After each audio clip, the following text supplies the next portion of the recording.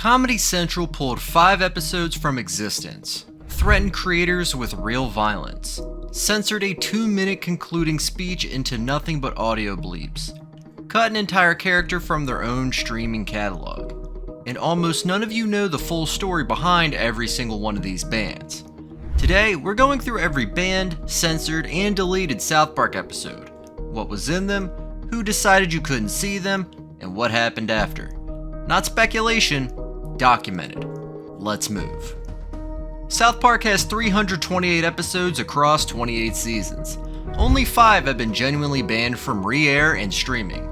The common thread is not violence, not sex, not language. It's one specific thing.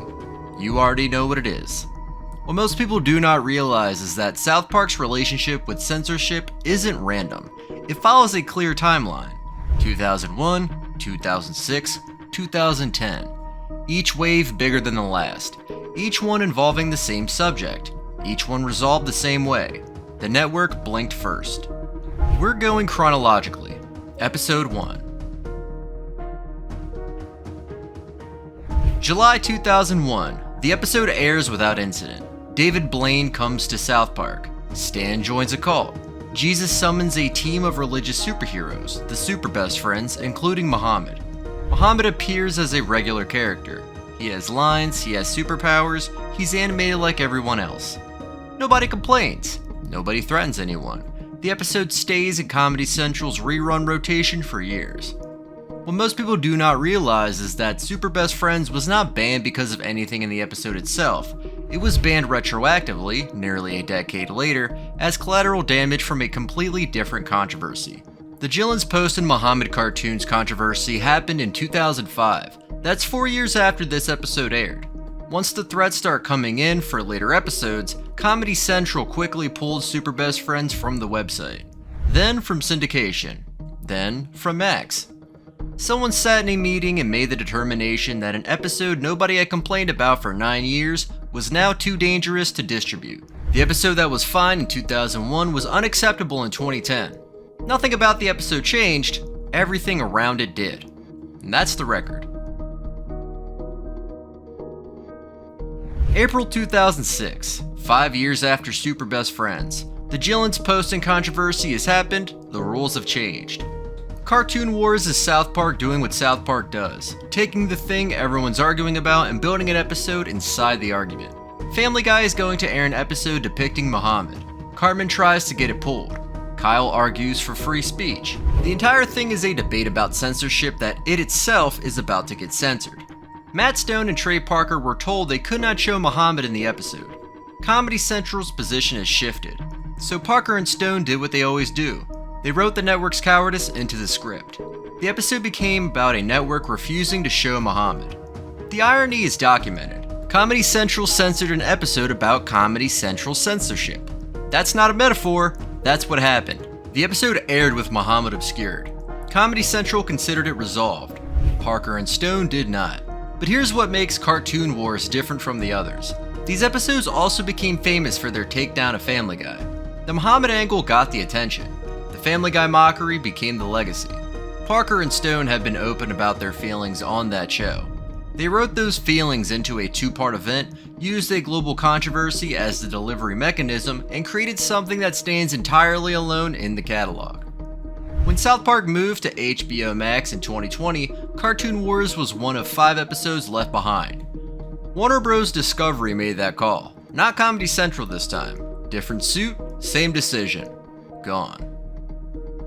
At this point, a pattern is forming. Every banned episode in South Park history involves the same subject, the same figure, the same debate. But the next one is where it stops being about television standards and starts being about real-world violence. April 2010, South Park's 200th episode. Parker and Stone decide to celebrate by doing what they described as the most self-indulgent kind of episode there is. An episode about the show itself. Every major controversy, every returning character, every loose thread. They tie together Trapped in the Closet, Cartoon Wars, Super Best Friends, Fat Butt and Pancake Head, Ginger Kids, Cartman's mom is a dirty whore, Mecha Streisand, all of it, seamlessly. And of course, they include Muhammad, because you can't do a celebration of every South Park controversy and leave out the biggest one. 200 airs. The Muhammad references are oblique. The episode ends on a cliffhanger. Everyone waits for part 2. Then, between episodes, the week of April 14th to April 21st, 2010, the radical group Revolution Muslim posts a statement on their website. They reference Theo van Gogh, the Dutch filmmaker murdered in 2004 for his film about Islam. They write that Parker and Stone could meet the same fate. Read that again. A group publicly suggests on their website that 2 television creators could be murdered for a cartoon. Police presence at Comedy Central headquarters increases. Security is elevated. The threat is being taken seriously because it has to be. 201 airs on April 21st, 2010. 3.5 million people watch. Muhammad is covered by a black censored bar throughout the entire episode. His name is bleeped every single time. 36 instances in the script, all reduced to silence. The 2-minute concluding speech, Kyle's moral, the point of the entire 2-part event, is bleeped in its entirety, replaced by a continuous audio tone. On top of every word Kyle speaks, the words Comedy Central appear. Comedy Central did that, not Parker and Stone. The network took the final episode and rendered it almost unwatchable. Here's what the censored speech actually said. The uncensored version was leaked from South Park Studios servers in January 2014, pulled from internal storage and distributed online.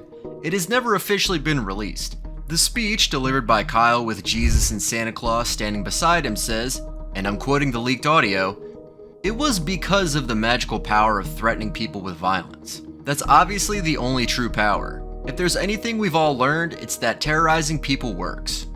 Jesus and Santa Claus nod along. 2 religious figures, one they can show, one they can't. That's the point. That's what Comedy Central cut." The episode proved its own thesis. Threats and violence work. The network proved it all in real time by censoring the speech that said threats and violence works. That's not a banned episode. That's a self-fulfilling prophecy documented on television. But the censorship is not even the most significant thing in this episode. The most significant thing, the thing Parker and Stone actually considered more important than the Muhammad storyline, was the reveal of Eric Cartman's father, Scott Tenorman, his half-brother. Cartman unknowingly killed his own father and fed him to his half-brother in a bowl of chili. This is one of the biggest character developments in South Park history, and it is hidden behind physical media or piracy. If you only watch South Park on streaming, you have never seen this canon event. Parker and Stone have never been able to follow it up because they cannot assume their audience knows it happened. Someone decided millions of people didn't need to see the most important Cartman storyline ever written. That decision stands, 14 years and counting. That's the record. November 2005, Stan is identified as a reincarnation of L. Ron Hubbard. Tom Cruise locks himself in Stan's closet and refuses to come out. The episode explains Xenu, the Scientology origin story normally kept confidential until members make significant financial contributions. The episode initially aired and was rerun, but Tom Cruise had a deal with Viacom, Comedy Central's parent company, at the time. Cruise allegedly threatened to boycott the Mission Impossible 3 promotional tour if Viacom didn't pull the episode. The episode was quietly removed from the rerun schedule. This was never a permanent ban. It returned, but Isaac Hayes, the voice of Chef and a Scientologist, quit the show over it. Parker and Stone's response was direct. "We've never heard a peep out of Isaac in any way until we lampooned Scientology. He wants a different standard for religions other than his own, and to me, that is where intolerance and bigotry begin." Hayes has defended the show's treatment of Christianity, Judaism, Mormonism, every religion. The line was drawn at his own. Chef was killed off the next season. December 2005, a statue of the Virgin Mary begins bleeding from its location unspecified on screen. The Catholic League called it blasphemous. The episode was never banned in the United States, but was pulled from syndication in several international markets and drew formal complaints. It doesn't share the Muhammad episode's level of suppression, but it earned a place on the list. Different target, same mechanism. An Elephant Makes Love to a Pig, Season 1, Episode 5. Briefly withheld because Stan gets set on fire by his sister. Network feared the repeat of the 1993 Beavis and Butthead incident where a child started a fatal house fire mimicking the show. Only South Park episode banned for reasons unrelated to religion. Banned in China, Season 23, Episode 2. got South Park banned in China entirely. The Chinese government blocked the entire series. Parker and Stone made an episode criticizing Chinese censorship. China censored them for it. The math checks. Sri Lanka ban. Buddha snorting cocaine in 200-201 led to the entire series being banned in Sri Lanka. A different religious figure, a different country, the same pattern. South Park has 328 episodes. 5 are banned. 4 of them share one subject. The 5th involves fire safety concerns. The thing that actually got episodes pulled was not language. The show said shit 162 times in a single episode, and that one still airs. That was when they said you were allowed to start saying shit on television. I remember that time. That was a good time. They kept the counter in the corner of the screen. Not violence. Kenny dies in almost every episode of the first 5 seasons. Not sexual content. The show is a character named Mr. Slave. One subject consistently across 9 years of escalation. From 2001 to 2010, the pattern never changed. The episodes that disappeared are the ones about who you're not allowed to depict.